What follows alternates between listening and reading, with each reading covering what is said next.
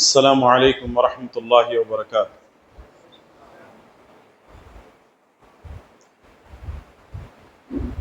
ان الحمد للہ نحمده ونستعینه ونستغفره ونعوذ باللہ من شرور انفسنا ومن سیئات اعمالنا من يهده الله فلا مضل له ومن يضلله فلا هادی له واشهد ان لا اله الا الله وحده لا شريك له واشهد ان محمدا عبده ورسوله اما بعد فإن خير الحديث كتاب الله وخير الهدي هدي محمد صلى الله عليه وسلم وشر الأمور محدثاتها وكل محدثة بدعة وكل بدعة ضلالة وكل ضلالة في النار فأعوذ بالله السميع العليم من الشيطان الرجيم من همزه ونفخه ونفثه يا أيها الذين آمنوا اتقوا الله حق تقاته ولا تموتن إلا وأنتم مسلمون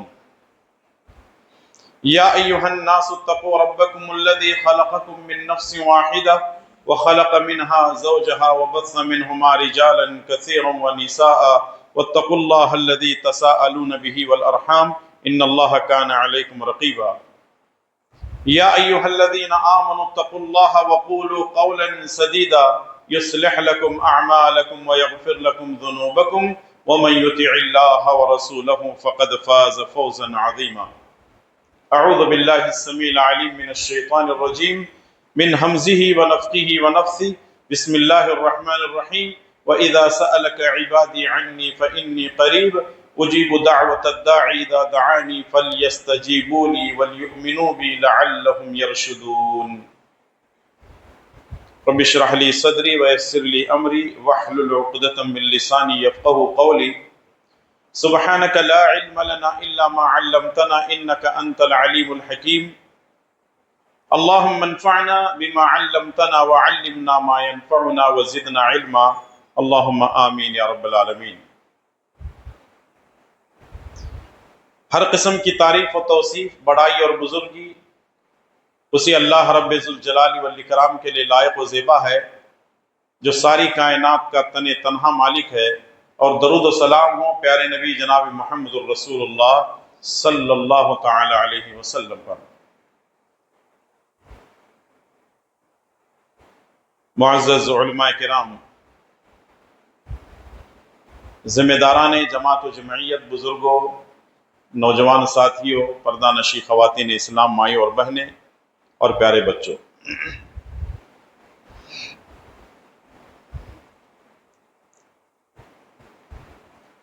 بات کو شروع کرنے سے پہلے ایک معذرت آپ کے سامنے میں پیش کروں گا، وہ یہ ہے، شاید آپ نے اعلان نامے میں، اشتہار میں یہ سنا ہوگا، پڑھا ہوگا کہ آج تقلید کے موضوع پر تقریر ہوگی۔ اصل میں وہ تقریر نہیں ہے بلکہ ایک ورکشاپ ہے، بورڈ کے ذریعے سے ہم اس کو سمجھاتے ہیں، لیکن کسی عذر کی وجہ سے وہ بورڈ کا پروگرام آج نہیں کیا جا رہا ہے، لیکن اگلی مرتبہ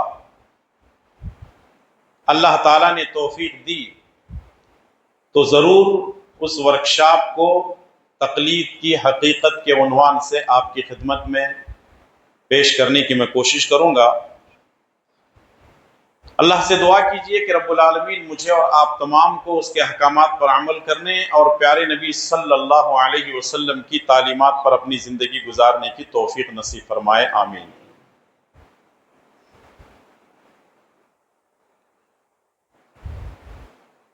اگر میں آپ سے یہ سوال کروں، کیا آپ جواب دیں گے؟ اور اسی سے انشاءاللہ تعالی ہمارا موضوع شروع ہوگا۔ سوال یہ ہے کہ آدم علیہ السلام کو پیدا کرنے کے بعد اللہ تبارک و تعالی نے سب سے پہلی عبادت کون سی سکھائی؟ جی؟ اور بولیے زور سے۔ ایک تو جواب آ رہا ہے کہ دعا، اور توبہ، اور مختلف جوابات آ سکتے ہیں، جواب تو دے رہے ہیں لیکن جواب میں دم نہیں ہے۔ کیا مطلب؟ اللہ تبارک و تعالی نے آدم علیہ السلام کو پیدا کرنے کے بعد سب سے پہلی جو عبادت سکھائی ہے وہ دعا ہے۔ جس بھائی نے پہلے ہی جواب دیا ہے اللہ تعالیٰ اس کو جزائے خیر دے، آمین۔ سب سے پہلی عبادت دعا ہے۔ نماز، روزہ، حج، زکوٰۃ، قربانی، تقوی، توکل، صدقہ، خیرات، یہ ساری چیزیں بات کی ہیں۔ اللہ تبارک و تعالی نے حضرت آدم اور حوا کو سب سے پہلی عبادت دعا سکھائی، اور وہ دعا کیا ہے آپ کو معلوم ہے؟ قال ربنا ظلمنا انفسنا وان لم تغفر لنا وترحمنا لنكونن من الخاسرین۔ ان دونوں نے دعا کی، آدم اور حوا نے، ربنا ظلمنا انفسنا، اے ہمارے رب ہم نے اپنے نفسوں پر ظلم کیا ہے، وَإِن لَمْ تَغْفِرْ لَنَا وَتَرْحَمْنَا، اگر تو نے ہماری مغفرت اور بخشش نہیں کی اور ہم پر رحم نہیں کیا، لَنَكُونَنَّ مِنَ الْخَاسِرِينَ، ہم تو خسارہ اٹھانے والوں میں سے ہو جائیں گے۔ تو اس سے یہ بات معلوم ہوتی ہے کہ سب سے پہلی عبادت جو انسانوں کو سکھلائی گئی ہے وہ دعا ہے۔ اسی لیے آپ دیکھیں اللہ کے پیارے نبی جناب محمد الرسول اللہ صلی اللہ علیہ وسلم نے زندگی کے ہر موڑ پر ہم کو دعا کرنے کی تاکید فرمائی ہے۔ جیسے مسجد میں داخل ہونے کی دعا، مسجد کے باہر جانے کی دعا، ٹوائلٹ باتھ روم جانے کی دعا، باہر نکلنے کی دعا، وضو کرنے کی دعا، سواری پر سوار ہونے کی دعا، گھر میں داخل ہونے کی دعا، گھر سے باہر نکلنے کی دعا، کھانے کی دعا، کھانے کے بعد کی دعا، سونے کی دعا، جاگنے کی دعا، زندگی کے ہر موڑ پر اللہ کے پیارے نبی جناب محمد الرسول اللہ صلی اللہ علیہ وسلم نے دعا کرنے کا حکم دیا ہے۔ تو اس لیے ہر مسلمان کے لیے یہ ضروری ہے کہ وہ اپنی زندگی میں فرائض کے ساتھ ساتھ، عبادت کے ساتھ ساتھ، اطاعت کے ساتھ ساتھ پیارے نبی جناب محمد الرسول اللہ صلی اللہ علیہ وسلم کی تعلیمات پر، آپ کی سنتوں پر عمل کرنے کے ساتھ ساتھ دعاؤں کا بھی اہتمام کرے۔ قرآن کریم میں مختلف مقامات پر اللہ تبارک و تعالی نے دعا کرنے کا حکم دیا ہے، جیسا کہ اللہ تبارک و تعالی نے فرمایا وَإِذَا سَأَلَكَ عِبَادِي عَنِّي فَإِنِّي قَرِيبٌ أُجِيبُ دَعْوَةَ الدَّاعِ إِذَا دَعَانِي فَلْيَسْتَجِيبُوا لِي وَلْيُؤْمِنُوا بِي لَعَلَّهُمْ يَرْشُدُونَ۔ وَإِذَا سَأَلَكَ عِبَادِي عَنِّي فَإِنِّي قَرِيبٌ، اگر آپ سے میرے بندے میرے بارے میں سوال کریں، آپ کہیے فَإِنِّي قَرِيبٌ، میں تو اپنے بندوں کے بہت ہی قریب ہوں۔ اجیب دعوت الداعی اذا دعان، جب وہ مجھے پکارتے ہیں تو میں ان کی پکار کو سنتا ہوں اور ان کی دعا کو قبول بھی کرتا ہوں۔ تو معلوم کیا ہوا؟ اللہ تبارک و تعالی ہم سے قریب ہے۔ کتنا قریب ہے؟ اللہ تبارک و تعالی نے سورہ قاف کے اندر اس کی وضاحت کی ہے، وَنَحْنُ أَقْرَبُ إِلَيْهِ مِنْ حَبْلِ الْوَرِيدِ، رب العالمین ہم سے شہرگ سے بھی قریب ہے۔ شہرگ کس کو کہتے ہیں؟ ہمارے حلق سے ایک رگ جڑی ہوئی ہے، اگر اس کو کاٹ دیں گے تو انسان مر جائے گا۔ جب ہم جانور کو ذبح کرتے ہیں تو جانور کو ذبح کرنے کے وقت میں وہ شہرک کرتی ہے تو جانور مرتا ہے، پھر اس کے بعد خون نکلنا شروع ہوتا ہے۔ اللہ تبارک و تعالی ہماری شہرگ سے بھی زیادہ قریب ہے، یعنی اللہ تبارک و تعالی ہم سے بہت ہی زیادہ قریب ہے۔ اس لیے جب کوئی مشکل، جب کوئی پریشانی آتی ہے تو ہمیں اپنے رب ہی کو پکارنا چاہیے۔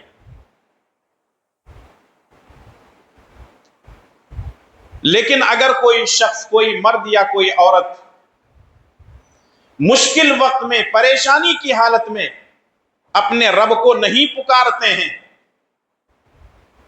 جیسے اگر آپ کسی سے یہ کہتے ہیں کہ تمہارا یہ مسئلہ ہے، اللہ سے پکارو، اللہ تعالیٰ سے دعا کرو، ارے مجھے اللہ کو پکارنے کی ضرورت کیا ہے، اللہ تعالیٰ سے دعا مانگنے کی ضرورت کیا ہے، اللہ تعالیٰ کا دیا سب کچھ میرے پاس ہے، پھر میں اللہ تعالیٰ سے کیوں مانگوں؟ اس کا مطلب یہ ہے کہ یہ تکبر ہے، گھمنڈ ہے، اور اللہ تعالیٰ کو یہ پسند نہیں ہے۔ ان الذين يستكبرون عن عبادتي سيدخلون جہنم داخرین۔ جو لوگ اللہ تبارک و تعالی سے مانگنے میں تکبر اور گھمنڈ کرتے ہیں، اللہ تبارک و تعالی ان کو اوندے منہ گھسیٹ کر جہنم میں داخل کرے گا۔ اور اللہ تبارک و تعالی سے ہم مانگیں گے کیا؟ بڑی سے بڑی چیز مانگیں گے یا چھوٹی سے چھوٹی چیز مانگیں گے؟ آپ کو معلوم ہونا چاہیے کہ اللہ تبارک و تعالی سے ہر وہ جائز چیز ہم مانگیں گے جو ہمیں ضرورت ہے، لیکن ناجائز چیز اللہ تبارک و تعالی سے ہرگز نہیں مانگیں گے۔ اور اللہ تبارک و تعالی جب بھی ہم مانگتے ہیں اس کا دروازہ ہمیشہ کھلا رہتا ہے، 24x7، دن اور رات میں 24 گھنٹے، مہینے کے 30 دن، سال کے 12 مہینے اللہ تبارک و تعالی کا دروازہ کبھی بھی بند نہیں ہوتا۔ اس کی وجہ یہ ہے نہ اس کے ماں باپ ہیں، نہ اس کی بیوی بچے ہیں، نہ وہ کھاتا پیتا ہے، نہ اس کو ضرورت ہوتی ہے، اس کو کسی چیز کی ضرورت نہیں ہے، وہ اپنے بندوں کی حاجتوں، پریشانیوں کو دور کرتا رہتا ہے۔ اسی لیے اس زندہ رب سے مانگنا ہے جس کو کبھی موت نہیں آتی۔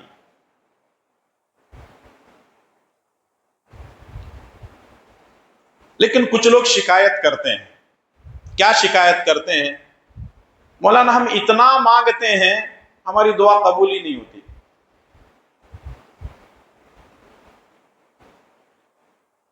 جیسے ایک چٹکلا ہے، سمجھنے کے لیے بتا رہا ہوں کہ ایک شاگرد استاد سے کہنے لگا، استاد ہم اتنی دعائیں کرتے ہیں، ہماری دعائیں قبول کیوں نہیں ہوتی؟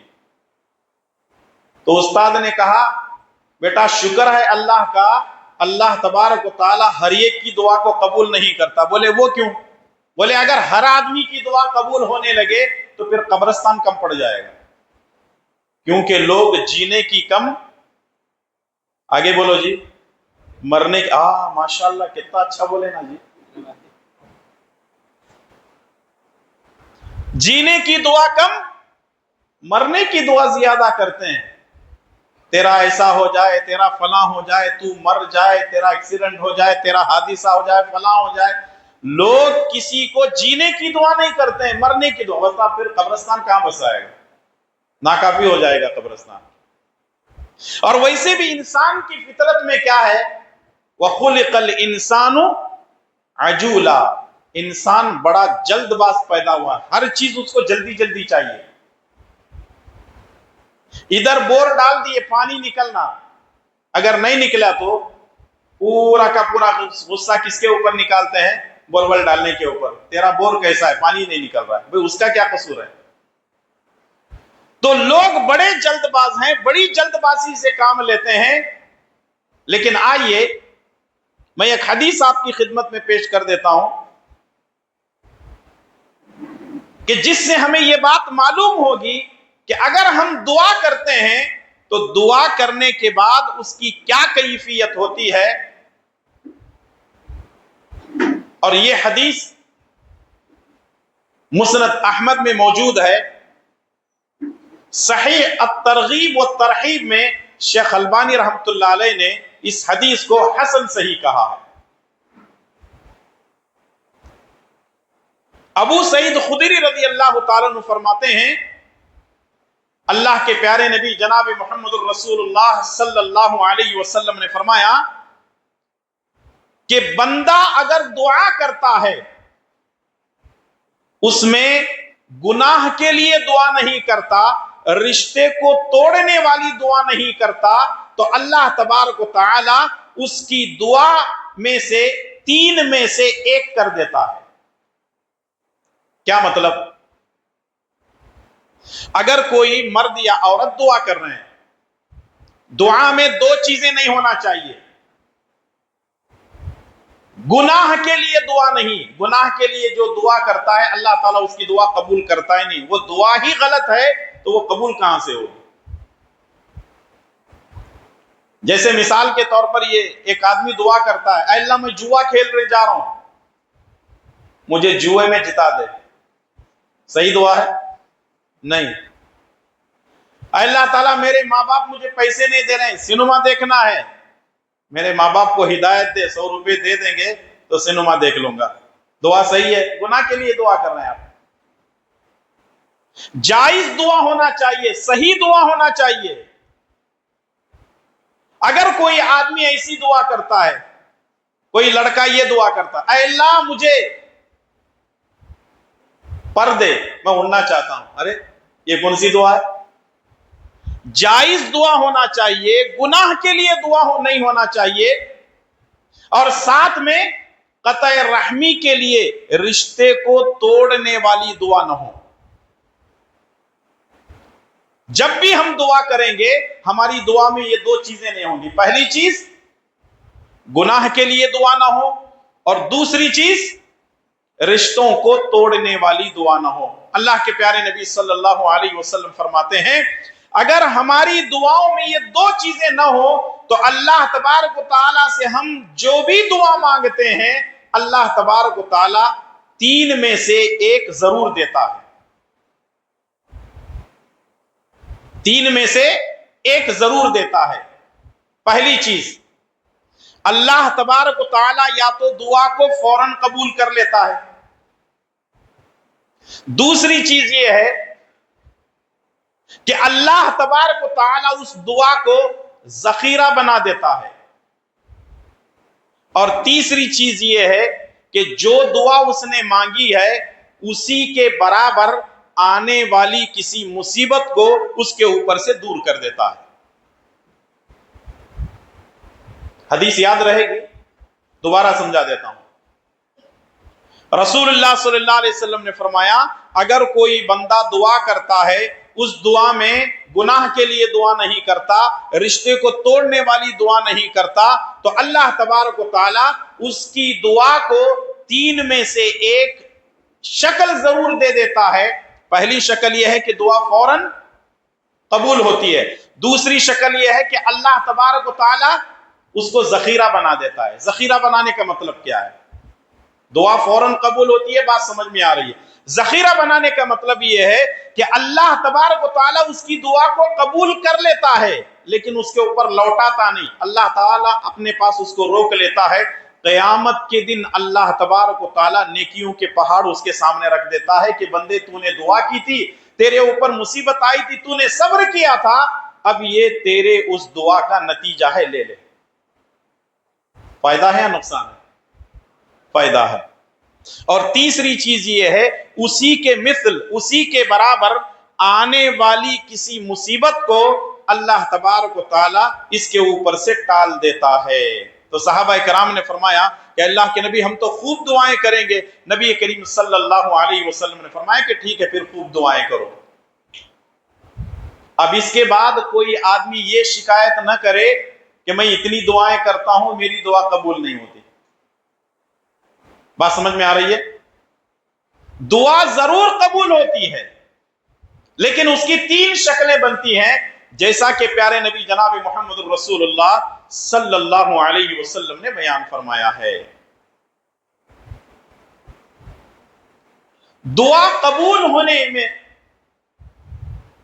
2 امکانات ہیں، دعا قبول ہونے میں 2 امکانات ہیں۔ ایک امکان یہ ہے کہ دعا فوراً قبول ہوتی ہے، دعا قبول ہونے میں 2 امکانات ہیں، دعا فوراً قبول ہوتی ہے، اور کبھی کبھی دعا کو قبول ہونے میں اللہ تعالی کی حکمت اور مصلحت کے تحت تھوڑا سا وقت بھی لگ سکتا ہے۔ بالکل ایک دم اپنے انداز میں آرام سے سمجھانے کی میں کوشش کر رہا ہوں، اگر آپ سمجھیں گے تو انشاءاللہ تعالی میں سمجھتا ہوں کہ آپ کامیاب، بالکل دلیلوں کی روشنی میں بات آئے گی، ہوا میں اڑنے والی باتیں تو ہم کرتے نہیں۔ دعا فوراً قبول ہوتی ہے، اس کی دلیل کبھی کبھی ہوتا ایسا ہے، دیکھیں ایک چیز ہمیشہ یاد رکھیں، دعا ضرور قبول ہوتی ہے، فوراً بھی قبول ہوتی ہے، کبھی کبھی اس کو وقت بھی لگ سکتا ہے۔ فوراً قبول ہوتی ہے کیسے؟ ادھر آپ دعا کیے، مسجد کے باہر نکلے بھی نہیں، فون آتا ہے، تیرا یہ مسئلہ تھا، حل ہو گیا۔ آپ ادھر دعا کر کے نکلے تھے، مسجد کے باہر قدم نکلنے سے پہلے ہی آپ کی دعا قبول ہو گئی۔ اب آئیے اس کی مثال ہم جاننے اور سمجھنے کی کوشش کرتے ہیں۔ صحیح بخاری اور صحیح مسلم کی روایت ہے، بنی اسرائیل میں 3 آدمی سفر کر رہے تھے، بنی اسرائیل میں 3 آدمی سفر کر رہے تھے، طوفانی ہوائیں چلنے لگی، گرج بجلیاں ہونے لگی، خوب بارش برسنے لگی، اور یہ تینوں پناہ لینے کے لیے ایک غار میں چلے گئے۔ پہاڑ کے اندر جو اندر جگہ ہوتی ہے اس کو غار یا گوی کہتے ہیں۔ یہ تینوں اندر چلے گئے، جیسے ہی اندر گئے ایک بڑا سا پتھر چٹان لڑکتے ہوئے آیا، اور جس راستے سے وہ اندر گئے تھے اس کے منہ کو بند کر دیا۔ اندر سے باہر نکلنے کا کوئی راستہ نہیں، اور یہاں نکلنے کے لیے بھی کوئی راستہ نہیں، کیونکہ چٹان نے غار کے منہ کو بند کر دیا ہے۔ اب آپس میں تینوں بیٹھ کر کے بات چیت کرتے ہیں۔ کیا بات چیت کرتے ہیں؟ ایسا کرو، اپنے اپنے نیک کام کا وسیلہ لے کر اللہ تبارک و تعالیٰ سے دعا کرو۔ رسول اللہ صلی اللہ علیہ وسلم فرماتے ہیں کہ یہ تینوں مل کر اب دعا کرنا شروع کرتے ہیں۔ پہلا شخص دعا کرتا ہے، کہنے لگتا ہے کہ اے اللہ تبارک و تعالی، تو جانتا ہے کہ میں بکریاں چراتا تھا، میں بکریاں چراتا، اور شام میں آنے کے بعد جیسے ہی بکریوں سے دودھ نکالتا سب سے پہلے میں اپنے ماں باپ کو پلاتا، لیکن ایک دن مجھے جنگل سے بکریاں لانے میں دیر ہو گئی، ماں باپ سو گئے، دودھ میرے ہاتھ میں ہے، میری بیوی اور بچے کہہ رہے ہیں کہ ہم کو پلا دو، میں نے کہا نہیں، سب سے پہلے میں ماں باپ کو پلاؤں گا، پھر اس کے بعد تمہیں پلاؤں گا۔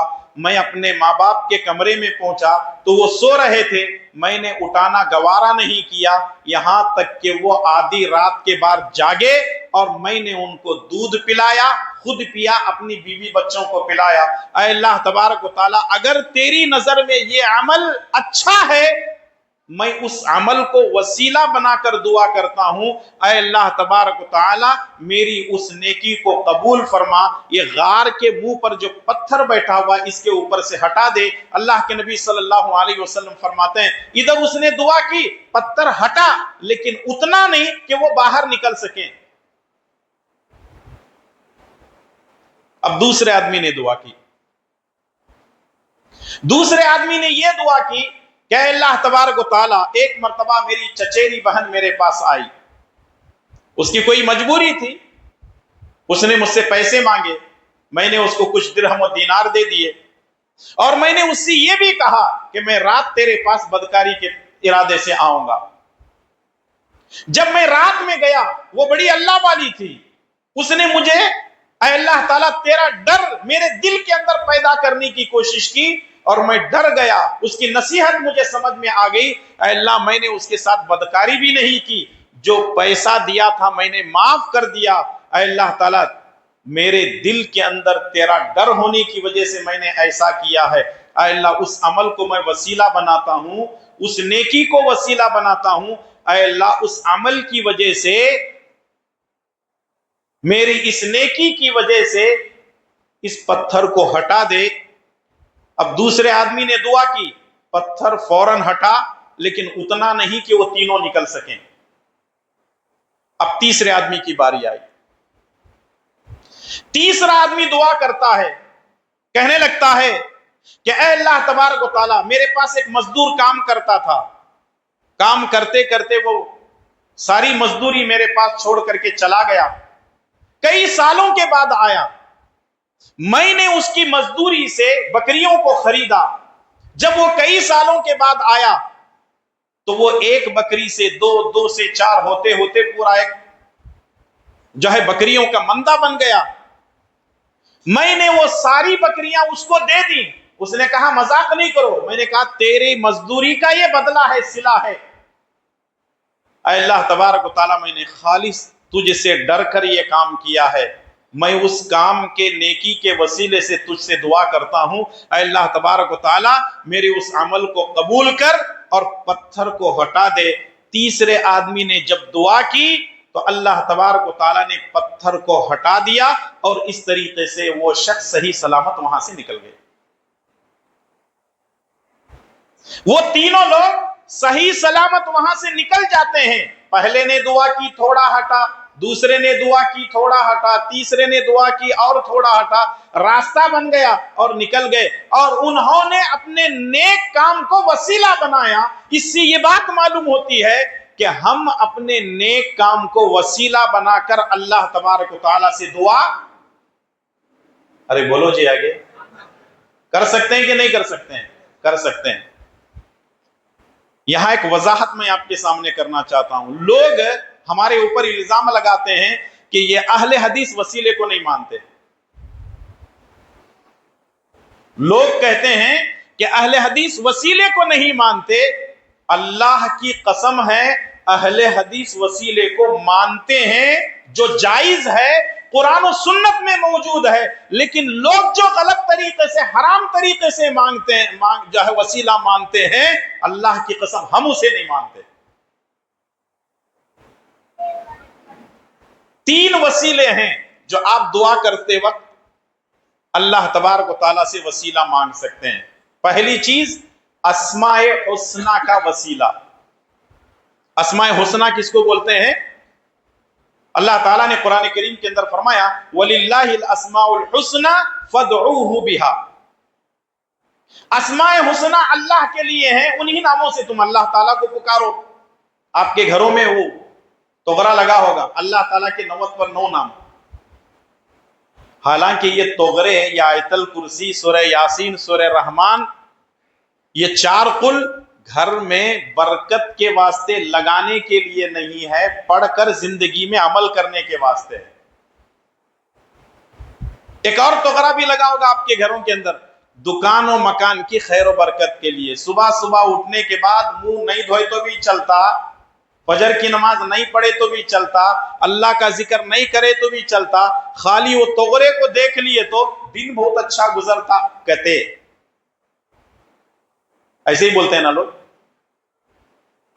یہ بھی ایک تعویذ کی شکل ہے، اہل حدیثوں کے گھروں میں موجود ہے، نکال کے پھینک دو آج۔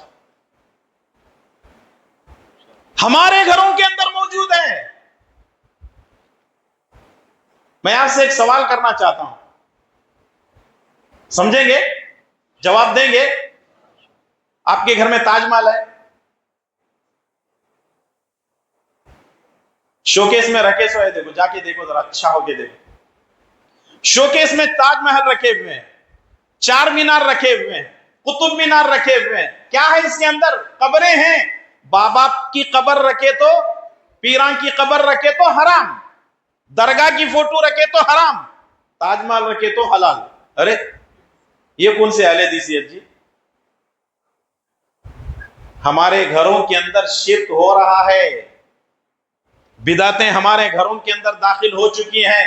اسی لیے کہا جاتا ہے کہ ایسے درسوں میں آ کر کے بیٹھو، ہماری بیٹری 8 دن پوری کی پوری ڈاؤن ہو جاتی ہے، ایسے درس میں بیٹھیں گے تو ہماری بیٹری بھی چارج ہو جاتی ہے، اور اس طریقے سے ایمان کا گراف اونچا ہونے لگتا ہے۔ اگر ڈاؤن ہو گیا تو مشکل ہے۔ بات کیا چل رہی تھی کہ توغرا جو لگاتے ہیں ہمارے گھروں کے اندر، اس میں 90 پر 9 نام ہوتے ہیں، حالانکہ اس سے بھی زیادہ ہو سکتے ہیں۔ 90 پر 9 سے زیادہ نام ہے، لیکن نبی صلی اللہ علیہ وسلم فرماتے ہیں 90 پر 9 نام اگر کوئی آدمی حفظ کر لیتا ہے، عمل کر لیتا ہے، تو اللہ تبارک و تعالیٰ اس کو جنت میں داخل کرے گا۔ یہ جو 90 پر 9 نام ہیں، اسی کو بولتے ہیں اسماء حسنہ۔ اس کو کیا بولتے ہیں؟ اسماء حسنہ۔ اگر آپ دعا کرنے سے پہلے وہ 90 پر 9 نام پڑھ لو، اور پڑھنے کے بعد دعا کرو، اے اللہ میں تیرے 90 پر 9 نام پڑھا ہوں، اسماء حسنہ کے وسیلے سے دعا کرتا ہوں، اے اللہ میری دعا قبول کر، اللہ تبارک و تعالیٰ دعا قبول کرے گا، کیونکہ اللہ نے خود کہا ہے قرآن کے اندر اسماء حسنہ کے وسیلے سے تم دعا کر سکتے ہو۔ پہلی شکل۔ دوسری شکل، وہ حدیث صحیح بخاری اور مسلم کے حوالے سے میں نے آپ کے سامنے پیش کی ہے۔ 3 آدمی غار میں پھنس گئے، اپنی اپنی نیکی کا وسیلہ لے کر کے دعا کیے، اللہ تبارک و تعالیٰ نے ان کے لیے نکلنے کا راستہ آسان کر دیا۔ آپ کسی مشکل وقت میں 5-10 ہزار روپے آپ کسی کو دے دیے تھے، آپ کے اوپر مشکل آئی تو آپ دعا کر سکتے ہیں، اللہ فلاں وقت میں فلاں ایک آدمی میرے پاس آیا تھا، فلاں مرد یا عورت آئی تھی، میں نے اللہ 5,000 10,000 روپے دیے تھے، اللہ میری مشکل ہے، اللہ میں وہ نیکی کو وسیلہ بناتا ہوں یا بناتی ہوں، اللہ میری دعا کو قبول کر۔ ایسا کہنا کرنا جائز ہے۔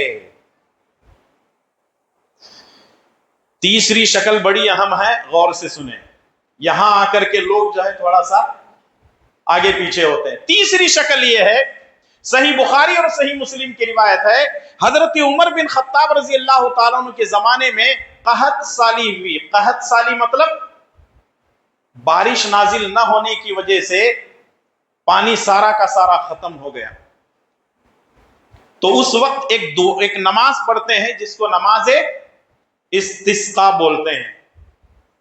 بارش مانگنے کے لیے جو دعا پڑھی جاتی ہے،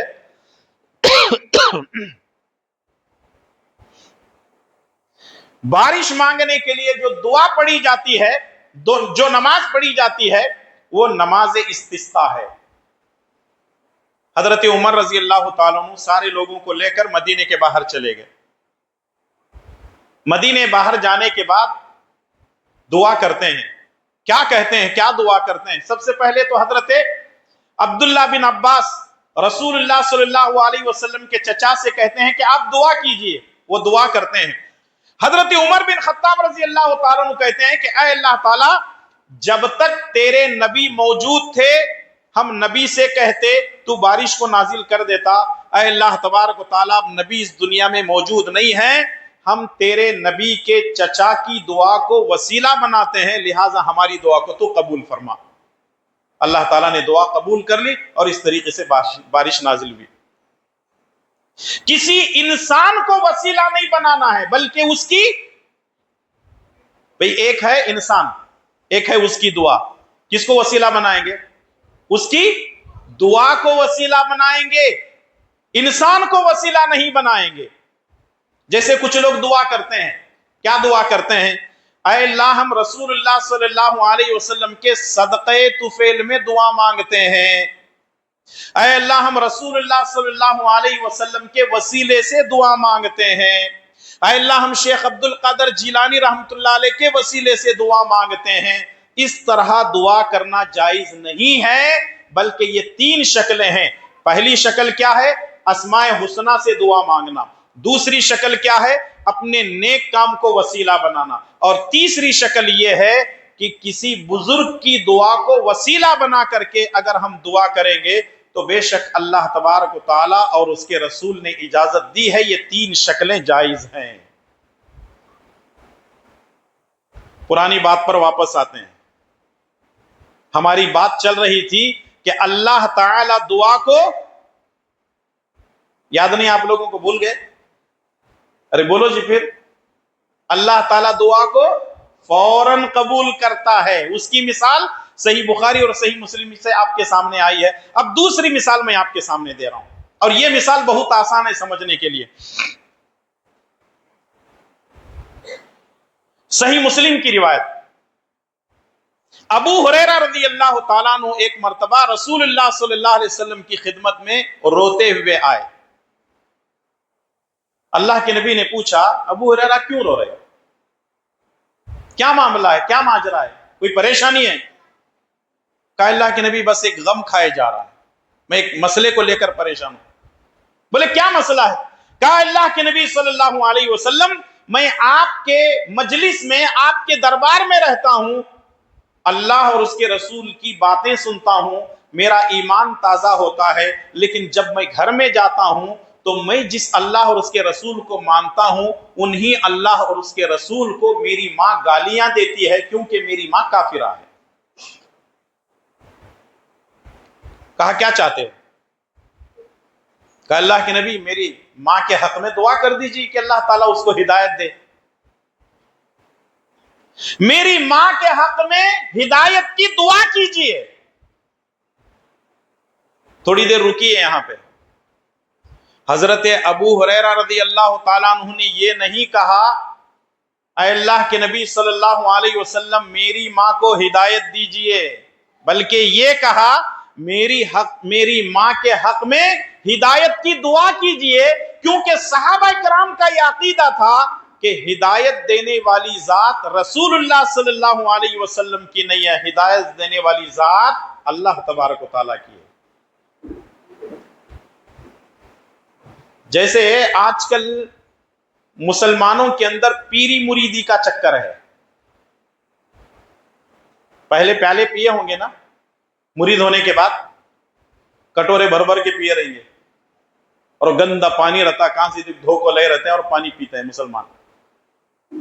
اچھا وہ پیالہ پی لینے کے بعد پیر صاحب بولتے ہیں آج کے بعد تو نماز پڑھنے کی ضرورت نہیں، روزہ رکھنے کی ضرورت نہیں، عبادت کرنے کی ضرورت نہیں، ساری ذمہ داری میری، جا تو جنت میں سیدھا جائے گا. تیرے بابا کی جنت، جنت اس کی ہے جو مومن ہے، جنت اس کی ہے جو صاحب ایمان ہے، جنت اس کی ہے جو توحید پرست ہے، جنت اس کی ہے جو اللہ اور اس کے رسول کی تعلیمات پر عمل کرتا ہے، جنت اس کی ہے جو کتاب و سنت پر عمل کرتا ہے. ایسے مشرک جنت میں جانا تو دور کی بات ہے، یہ بدعتی جنت میں جانا تو دور کی بات ہے، یہ باپ دادا کے دین پر زندگی گزارنے والے پیروں فقیروں کو خدا مان کر ان کے وسیلے سے دعا کرنے والے جنت میں جانا تو دور کی بات ہے، جنت کی خوشبو تک نہیں پائیں گے. یہ رب کا احسان ہے کہ اللہ تعالیٰ نے ہم کو توحید پرست بنایا ہے. کہیے الحمدللہ. اس رب کا ہم جتنا شکر ادا کریں کم ہے. صحابی رسول ابو ہریرہ رضی اللہ تعالیٰ عنہ نے کہا اے اللہ کے نبی صلی اللہ علیہ وسلم میری ماں کے حق میں ہدایت کی دعا کیجیے. ابو ہریرہ رضی اللہ تعالیٰ عنہ جیسے ہی نبی صلی اللہ علیہ وسلم کی زبان مبارک سے اپنی ماں کی ہدایت کے لیے دعا کے الفاظ سنتے ہیں تو بھاگتے ہوئے جلدی سے گھر کے سامنے پہنچتے ہیں، دروازہ کھٹکھٹاتے ہیں، اندر سے آواز آتی ہے کون؟ کہا میں ابو ہریرہ. ماں کہتی ہے بیٹا انتظار کر لے. ابو ہریرہ انتظار کرتے ہیں. تھوڑی دیر کے بعد ماں دروازہ کھولتی ہے، بالوں سے پانی ٹپک رہا ہے. ماں کہنے لگتی ہے بیٹا تو یہی چاہتا ہے نا، تیری زندگی کی بڑی خواہش ہے، اشہد ان لا الہ الا اللہ واشہد ان محمدا عبدہ ورسولہ. اسلام قبول کرتی ہیں، مسلمان ہو جاتی ہیں. ادھر نبی نے دعا کی، ادھر نبی کی دعا، ارے بولو جی جملہ، اللہ تعالی نے فوراً قبول کی. یہ اس کی دلیل ہے. دلیل کے طور پر کتنی حدیثیں، کتنے واقعات آپ کے سامنے آئے؟ 2 واقعات آئے. اور یہاں سوچیں اور غور کریں، ہدایت کوئی نبی نہیں دیتے ہیں، ہدایت کوئی ولی نہیں دیتے ہیں، ہدایت کوئی صحابی نہیں دیتے ہیں، ہدایت کوئی مومن زاہد متقی متقی پرہیزگار نہیں دیتا ہے، ہدایت دینے والی ذات اللہ تبارک و تعالیٰ کی ہے۔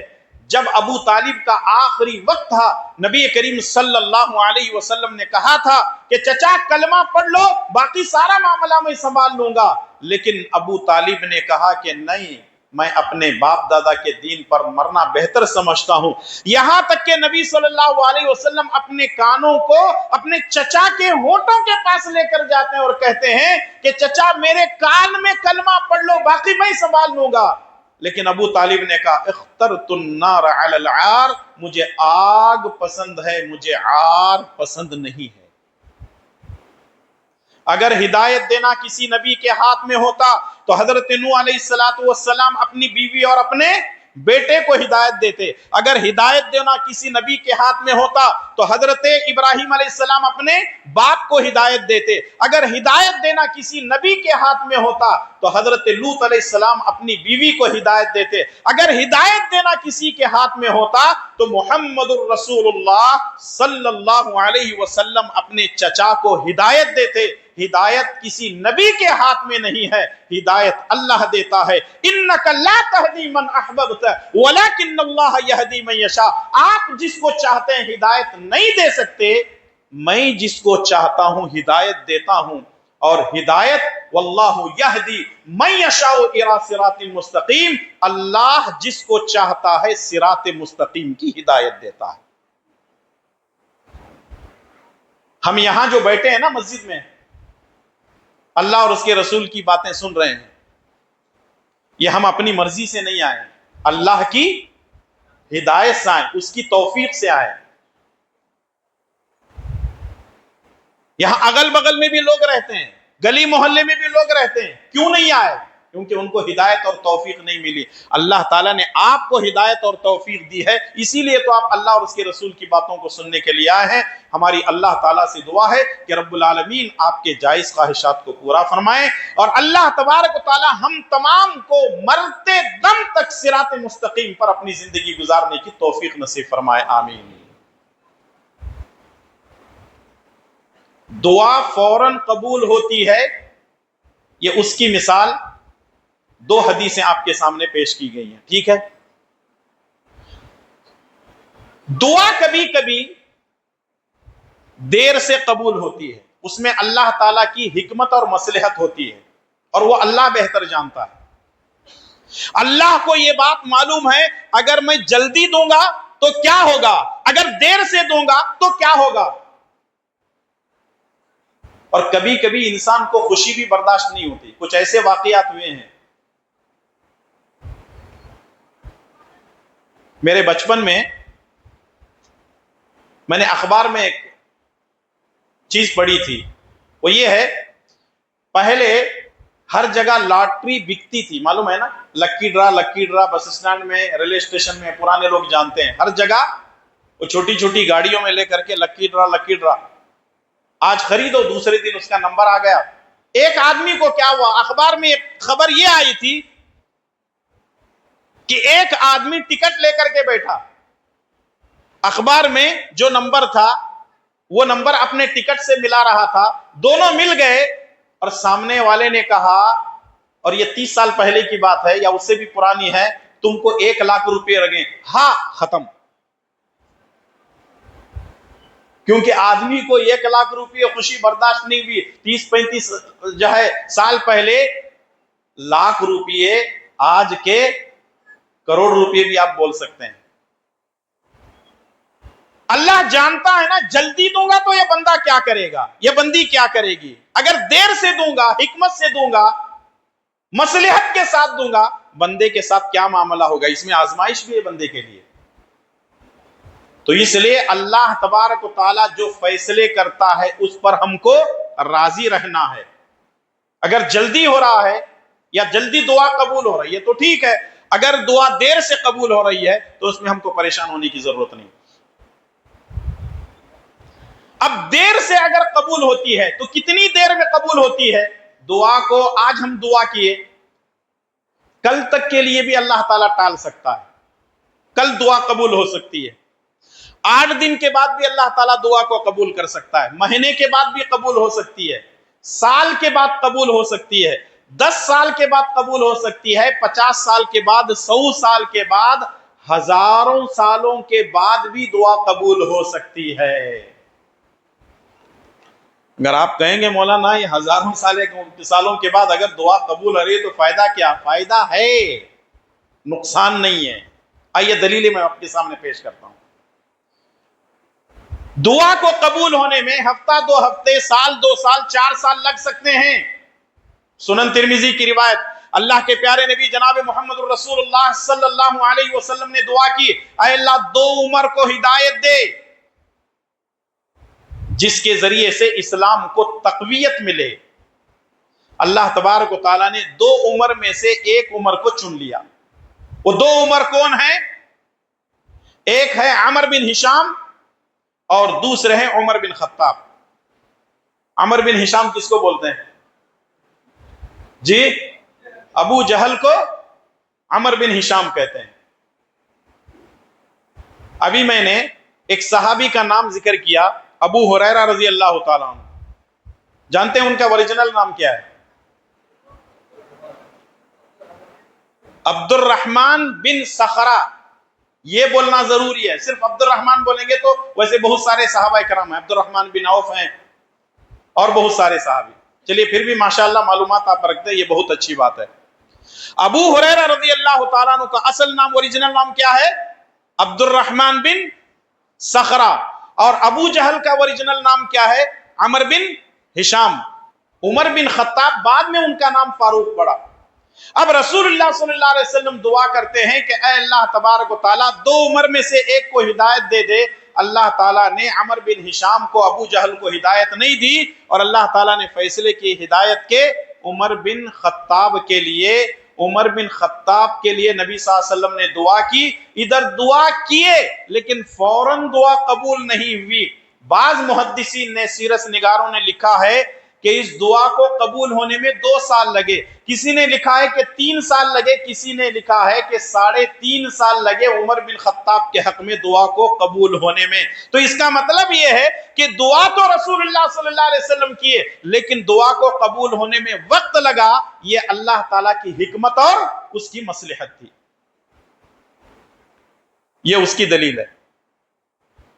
دعا کو قبول ہونے میں کبھی کبھی لمبا وقت بھی لگ سکتا ہے، 100 سال نہیں، ہزاروں سال بھی لگ سکتے ہیں۔ وہ کیسے؟ سورہ بقرہ کے اندر اللہ تبارک و تعالیٰ نے حضرت ابراہیم اور اسماعیل، باپ اور بیٹے دونوں کے بارے میں ذکر کیا ہے کہ وہ خانہ کعبہ کو تعمیر کرتے ہیں۔ وَإِذْ يَرْفَعُ إِبْرَاهِيمُ الْقَوَاعِدَ مِنَ الْبَيْتِ وَإِسْمَاعِيلُ رَبَّنَا تَقَبَّلْ مِنَّا إِنَّكَ أَنْتَ السَّمِيعُ الْعَلِيمُ۔ باپ بیٹے ابراہیم اور اسماعیل علیہم السلام خانہ کعبہ کو تعمیر کر رہے ہیں اور دعا کر رہے ہیں، ربنا تقبل منا انک انت السمیع العلیم، اے اللہ ہمارے طرف سے یہ عمل کو قبول فرما۔ اور آگے کیا دعا کرتے ہیں؟ ربنا وابعث فیہم رسولا منہم یتلو علیہم آیاتک ویزکیہم ویعلمہم الکتاب والحکمہ۔ اے اللہ تبارک و تعالی حکم تیرا ہے، خانہ کعبہ کو ہم تعمیر کر رہے ہیں۔ ایک دعا یہ بھی ہے، اے اللہ میری نسل میں سے، میرے خاندان میں سے ایک ایسے نبی اور رسول کو پیدا فرما جو کتاب و حکمت کی تعلیم دے اور لوگوں کا تزکیہ کرے۔ ابراہیم علیہ السلام کی زندگی میں یہ دعا قبول نہیں ہوئی۔ جانتے ہیں کتنے سال لگے دعا کو قبول ہونے میں ابراہیم علیہ السلام کی؟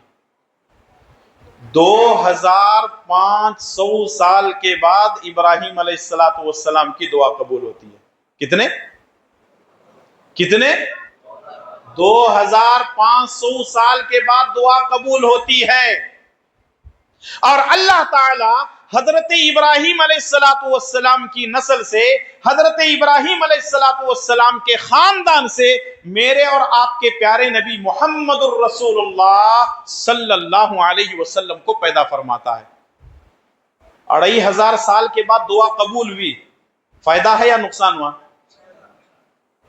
فائدے میں رہے نا؟ اللہ اکبر۔ सुनन तिरमिजी की रिवायत, रसूलुल्लाह सल्लल्लाहु अलैहि वसल्लम फरमाते हैं, अना दावतु अबी इब्राहिम, मैं अपने अब्बा इब्राहिम की दुआ का नतीजा हूं। यानी मेरे वास्ते 2500 साल पहले मेरे अब्बा हजरत इब्राहिम अलैहिस्सलाम दुआ किए थे, अल्लाह ताला उन्हीं के खानदान में से मुझे पैदा फरमाया है। तो दो दलीलें आपके सामने आ चुकी हैं कि दुआ कबूल होने में ताखीर हो सकती है, अल्लाह ताला की कुदरत, मसलहत, उसमें हिकमत होती है। एक दलील जो है सुनन तिरमिजी के हवाले से 2 उमर की है और दूसरे हजरत इब्राहिम अलैहिस्सलातु वस्सलाम की दुआ है। बात वाज़ेह हो गई, हदीसें समझ में आ गई। अब खुलासा पेश करके एक हदीस बताते हुए अपनी बात को मैं खत्म करने जा रहा हूं। दुआ मांगना चाहिए अल्लाह तबारक व तआला से, क्योंकि वो हमारे करीब है। दुआ इबादत है, दुआ इबादत का मग़ज़ है। दुआ करने से अल्लाह खुश होता है और दुआ न करने वालों से अल्लाह ताला नाराज होता है। और दुआ करने से जो तकब्बुर और घमंड करते हैं, ऐसे लोग जहन्नमी हैं। दुआ की 3 शक्लें हैं, जिसमें गुनाह ना हो, रिश्ते को तोड़ने वाली दुआ ना हो। तो उसकी 3 शक्लें क्या है? अल्लाह ताला दुआ को फौरन कबूल करता है। दूसरी शक्ल, अल्लाह ताला अपने पास उसको जखीरा बना लेता है। तीसरी शक्ल, उसी के बराबर आने वाली किसी मुसीबत को दूर कर देता है। दुआ कबूल होने में भी 2 इम्कानात हैं। दुआ कबूल होने में भी 2 इम्कानात हैं। दुआ फौरन कबूल होती है और दुआ को कबूल होने में देर लग सकती है। इसके भी दलाइल आपके सामने आ चुके हैं। अब एक हदीस बयान करते हैं, अपनी बात को मैं खत्म करने जा रहा हूं। और यह हदीस सही मुस्लिम के हवाले से है। अन अबी हुरैरा रज़ियल्लाहु तआला अन्हु क़ाल क़ाल रसूलुल्लाह सल्लल्लाहु अलैहि वसल्लम अक़रबु मा यकूनुल अब्दु मिन रब्बिही व हुवा साजिद फ़अक्सिरुद दुआ। अबू हुरैरा रज़ियल्लाहु तआला अन्हु फरमाते हैं, रसूलुल्लाह सल्लल्लाहु अलैहि वसल्लम ने फरमाया, बंदा सजदे की हालत में अपने रब की रहमत के निहायत करीब होता है। आपने फरमाया फ़अक्सिरुद दुआ, सजदे की हालत में ज्यादा से ज्यादा दुआ किया करो। दुआ ज्यादा कहां करना है? कहां करना है?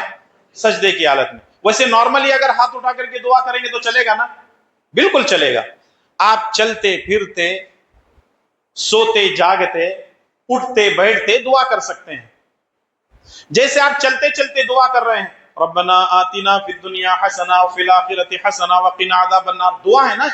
रब्बना ज़लमना अनफुसना व इन लम तग़फिर लना व तरहमना लनकूनन्ना मिनल ख़ासिरीन, रब्बना इग़फिर लना। कौन सी भी दुआ अगर आप करना चाहते हैं चलते फिरते, इसके लिए वजू शर्त नहीं है, क़िबला शर्त नहीं है, चलते फिरते उठते बैठते आप कहीं भी दुआ कर सकते हैं। लेकिन सजदे की हालत में बंदा चूंकि अपने रब की रहमत के निहायत करीब होता है, इसलिए बंदे को चाहिए कि वो सजदे की हालत में ज्यादा से ज्यादा दुआ करे। अब इस हदीस को सामने रखते हुए 2 मसले आपके सामने वजाहत करने जा रहा हूं। 2 मसले, और पूरी तवज्जो के साथ सुने। आप सुनेंगे इंशाअल्लाह। बड़े अहम मसले हैं दोनों भी। इसी हदीस को मैं सामने रखते हुए कह रहा हूं। रसूलुल्लाह सल्लल्लाहु अलैहि वसल्लम ने क्या फरमाया कि सजदे की हालत में बंदा अपने रब की रहमत के करीब होता है, लिहाजा तुम सजदे की हालत में क्या करो? दुआ करो। इस हदीस के समझने में लोगों ने गलती की है। क्या गलती की है? कुछ लोग दुआ कर रहे हैं, दुआ करते करते वो सजदे में चले जाते हैं। ये हाथ ऐसे रखते हैं जमीन पर, हथेलियां ऊपर होती हैं और पीठ जो है नीचे होती है। इब्ने बाज रहमतुल्लाह अलैह से पूछा गया कि एक आदमी दुआ करते करते सजदे में जाता है, क्या यह सुन्नत है? इब्ने बाज रहमतुल्लाह अलैह ने फरमाया कि यह बिदअत है, क्योंकि सजदे में हाथ ऐसे नहीं रखते हैं, सजदे में हाथ ऐसे रखते हैं। समझ रहे हैं? सजदे में हथेली को नीचे रखना होता है, यहां पीठ को नीचे रख रहे हैं।